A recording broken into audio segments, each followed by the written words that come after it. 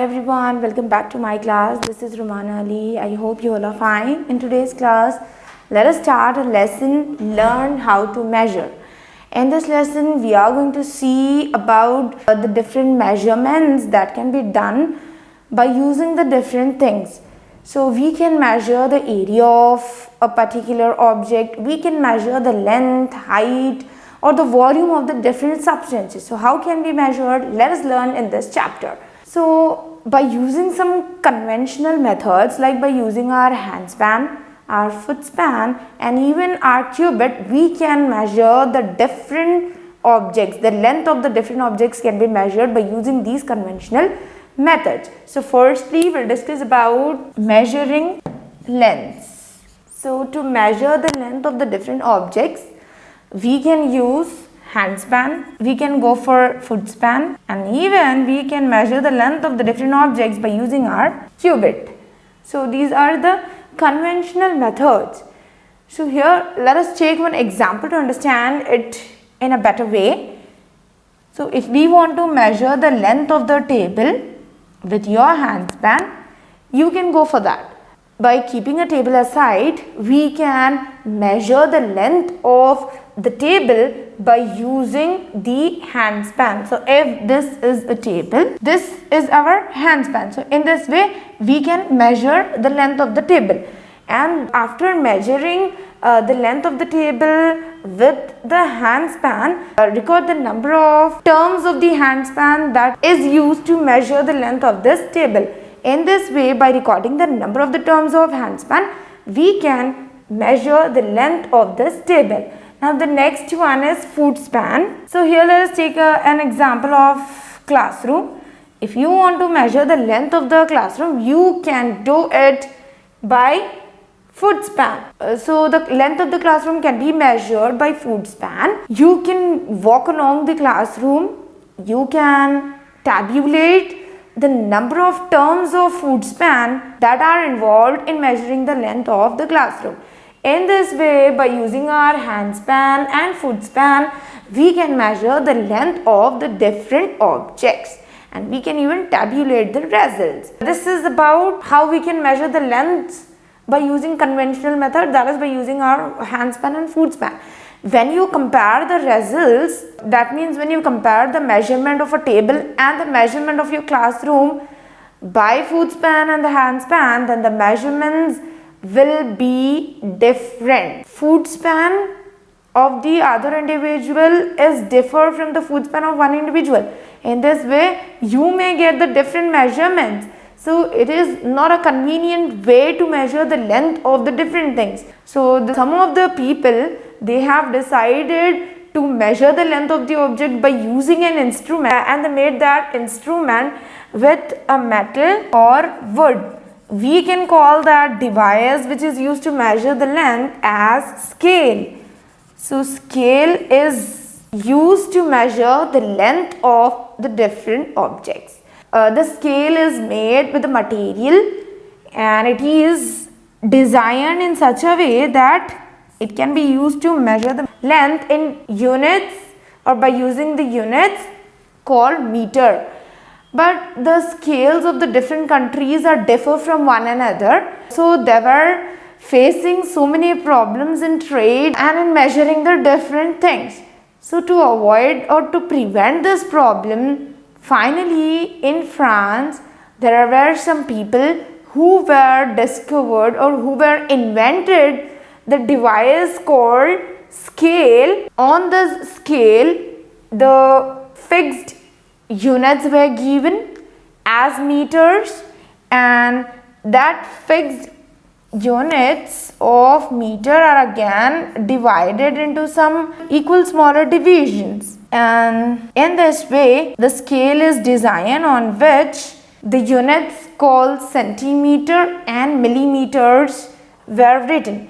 1 meter is equal to 100 centimeter. 1 centimeter is equals to 10 millimeter. In this way, a scale shows some smaller equal divisions, and by using these fixed equal divisions that has been printed on the scale, we can use the scale to measure the lengths of the different objects. So the meter was divided into 100 equal parts that are called as centimeter, and each centimeter is again divided into 10 smaller divisions that are called as millimeters. Nowadays, we are using this standard measurement to measure the length of the different objects. But when we have to measure the longer distance, that is when we need to measure the agricultural fields or the distance from your school to your home, or the distances from one country to the another one, then that type of longer distances cannot be measured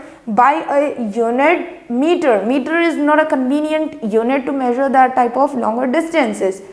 To measure that longer distances, we are going to use a unit called kilometer. So 1 kilometer, it is longer than 1000 meters. So 1 kilometer is equals to 1000 meters, 1000 times longer than the meter. When you see the kilometer unit, it's a larger unit to measure the length of the different objects. Especially to measure the longer distances, we use this kilometer as a unit, and 1 kilometer is equal to 1000 meters. So these are the different units that we need to use to measure the length of the different materials. Now let us see how to measure the heights of the different persons. So when you want to measure the height of yourself, or when you want to measure the height of other person, so what you need to do is you need to call that person to measure his or her height. Ask your classmate to stand near the wall in such a way that his back should faces against the wall. Now, after standing by facing his back against the wall, make a mark on the wall just above his head in this way. After putting the mark, now take the scale or the other instruments like tape to measure the height of that person. And we need to measure the distance from the foot to the head so that we can estimate the height of that person. So it is showing 5 feet. In this way, we can measure the heights of the different persons. Now let us see how can we measure the thickness of the different objects. So let us take one example here. In this example, we'll take 10 coins. Now put each coin one over the other, and after placing all the coins together, we can measure the thickness of these coins by using a scale. After measuring the thickness of all these coins with the help of a scale, note that measurement. So here we will be taking total thickness that we get by using a scale, and when you divide that number by the number of coins, then we can get the thickness of one single coin. So in this way, the thickness of the different objects can be measured with the help of a scale. Here what we are doing, after placing all the coins together, they become thicker. Now we are taking a scale. With the help of a scale, we are measuring the thickness of all these coins, and that thickness is noted when it is divided by all these number of coins. So here we are taking 10 coins. For example, if we are getting thickness as 10, total thickness as 10, and we are taking 10 coins, so here we will be getting 1. So thickness of one coin is equal to 1 here. In this way, we can calculate the thickness of the different objects by using the scale, and also by using the relation, that is total thickness by number of coins or the number of objects that we are taking. In the beginning, we have seen how we can measure the length of the straight objects by using the meter scale. But we also use some curved objects, like we use kadai, or we also use the tape. So how can we measure the length of these curved surfaces or the curved objects? Here we will be taking some alpins and a cotton thread. By using cotton thread and alpins, we can easily measure the length of the curved parts too. So what we need to do with this alpins and cotton thread? First, we need to take one alpin, fix that alpin at one point of the curved path from where you need to begin your measurement. So after fixing that alpin at a point, now tie a knot with this cotton thread and tie the knots at each curved point and represent it as B, C, D, E, etc. In this way, you can measure or you can represent the curved paths or the curved endings of the object with the help of the alpins. Now, if you want to measure the length of the curved path, then you have to cut out the thread from A and place that thread in a straight manner, and with the help of a meter scale or by placing the meter scale near this thread, you can measure the length of the curved path. In such a way, by using the alpins and the cotton thread, we can measure even the length of the curved objects. And here we need to remember some points, that the thread should not be tied and it should not be loosed. You have to see that it is neither too tight nor too loose, and whenever we are placing alpins, it should be fixed properly, and there we need to tie a knot with this cotton thread. So these are the things that we need to remember or we need to follow to measure the length of the different curved paths. Let us talk about the measurement of areas. How can we measure the area of the different objects? So area is nothing but it's a measure of the plane surface that is occupied by the object. So if you are having two sheets, now you want to know that which is smaller sheet and which one is bigger sheet. So how can we measure the area of these sheets to know which one is smaller and which one is larger? We can take the empty match boxes which should be equal in size to measure the area of both these sheets. So when we place the empty match boxes on these two sheets, we can easily calculate the area of both these sheets. So how can we calculate, how can we know the area of both these sheets, how much area is occupied by these sheets? So by placing the match boxes on the whole sheet, that is from one corner to the other corner or to the other surface of the sheet, we can estimate the area which is occupied by this sheet. So here we are going to place the match boxes in this way. Likewise, we need to place the match boxes on the surface of the sheet B. After placing the match boxes on both these sheets, now count the number of match boxes that is placed on sheet A as well as on the sheet B. So by counting, we can clearly say that the match boxes that are required to place on the sheet A is more when compared to the match boxes required to place on the sheet B. In such a way, the sheet which is required more number of match boxes is occupied more area, and the sheet which is required lesser amount or less number of the match boxes, this sheet occupies smaller area when compared to the sheet A. By doing this, we can clearly say that the sheet A is larger than the sheet B because it occupies larger area when compared to the sheet B. In such a way, we can estimate the area of the different objects. Area is nothing but it's a measure of the plane surfaces that is occupied by the object. Let's have one more example to understand how can we measure the area of the different substances or area of the different objects.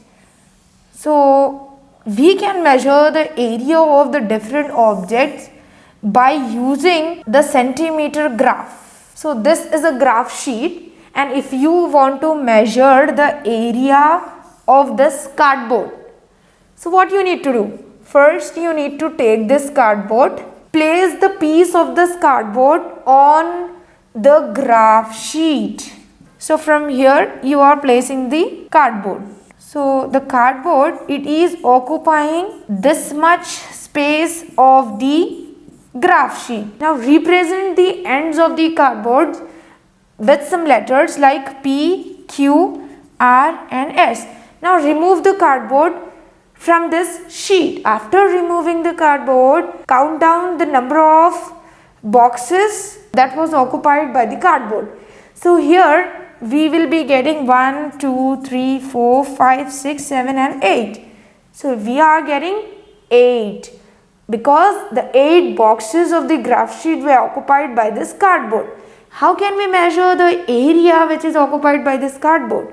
So we know that the standard unit of area is centimeter square. So here one box is equal to 1 centimeter square and the cardboard is occupying 8 boxes. We can estimate or we can calculate the area that is occupied by cardboard as 8 into 1 square unit of area. We know that 1 square unit of area, 1 box of this graph sheet is equal to centimeter, 1 centimeter square. So here if we calculate in this way 8 into 1, then it will be 8 centimeters square. So the area of 8 centimeters square is occupied by this cardboard.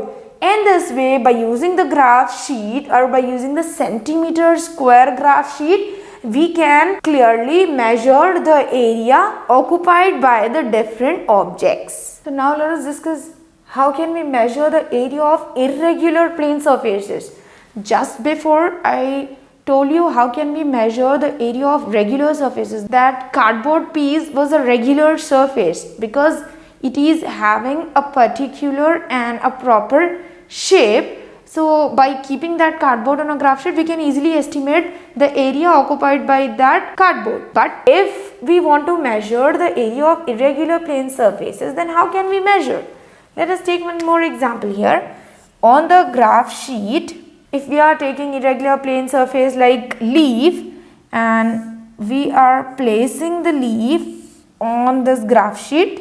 After placing the leaf on the graph sheet, we have to calculate the number of boxes of the graph sheet that is occupied by the leaf. Or we need to count down all the boxes that is occupied by the leaf. If it is occupying half of the box on the graph sheet also, we need to calculate that. But if surface or if any part of the leaf is occupying less than half of the box, then we need to leave that box. We should not count that box because the leaf is occupying less than half of the box. We need not to count that one.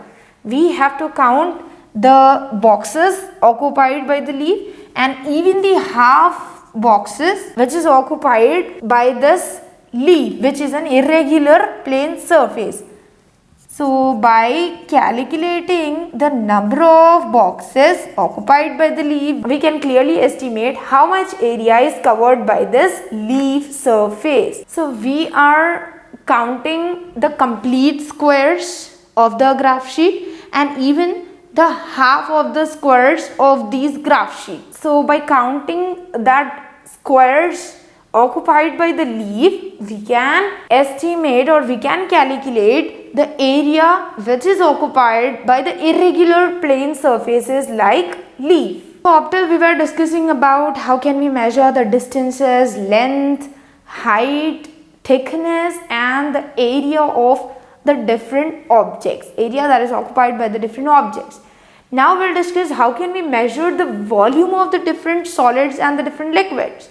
Volume is also a measure, but it is a measure of extent of space that is occupied by the body. Let us take one example to understand how can we measure the volume of the different solids and the different liquids. And firstly, I'll say you the unit by using which we can measure the volumes.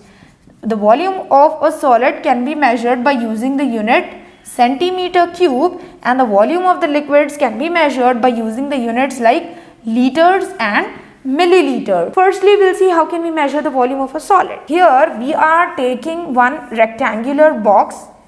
If we want to measure the volume of this rectangular box, what we need to do? we need to take some cubes. We are using the cubes, and one cube should have length, breadth and height of 1 centimeter each. Likewise, the cubes should be taken, and these cubes should be placed in a proper manner in such a way that it should occupy the space of this rectangular box. After the space of the rectangular box is filled with these cubes, now we need to count how many cubes can be placed in this rectangular box. So by counting the number of the cubes that can be kept in this rectangular box, we can calculate the volume of this rectangular box. In this rectangular box, if we can place 10 cubes, we can write it as 10 centimeter cube. The volume of this rectangular box is 10 centimeter cube because we can keep 10 cubes in this rectangular box. In such a way, the volume of the rectangular box is equal to 10 centimeter cube, because in the space of the rectangular box we can place 10 cubes. By using these cubes, we can measure the volume of the different bodies. Now let us see how can we measure the volume of the different liquids.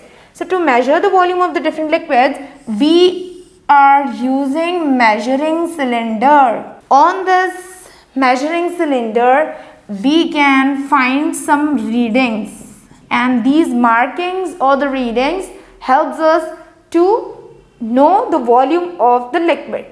Now if we pour some liquid in this measuring cylinder, we'll be getting one volume, or we'll be getting one reading. Note or mark that reading as A ml. Okay. Now after noting the initial volume of the liquid, we are going to place one stone which is tied with a thread. If we place this stone in this measuring cylinder, automatically the volume of the liquid increases. Now we need to mark the level of the liquid as B. If you want to measure the volume of this stone that is placed in this measuring cylinder, we can measure the volume of the stone by taking the relation as B minus A. When we calculate the difference between the initial liquid volume and the final volume that has been achieved after placing the stone in it, we can calculate the volume of a stone. We know that the volume of the solids will be having units called centimeter cube. So after calculating the difference between B and A, we'll be getting some value, and this value can be measured by using the units centimeter cube. And the volume of a liquid will always be measured by using the units liter and milliliter. In such a way, the volume of the different solids and the volume of the different liquids can be measured by using the different units. So here in the lesson Learn How to Measure, we have discussed about the different units and the different terms that needs to be measured. We have seen how can we measure the length. We have also discussed about the area, volume and the thickness of the different objects. So with this the lesson Learn How to Measure ends. Meet you in next class. Thank you.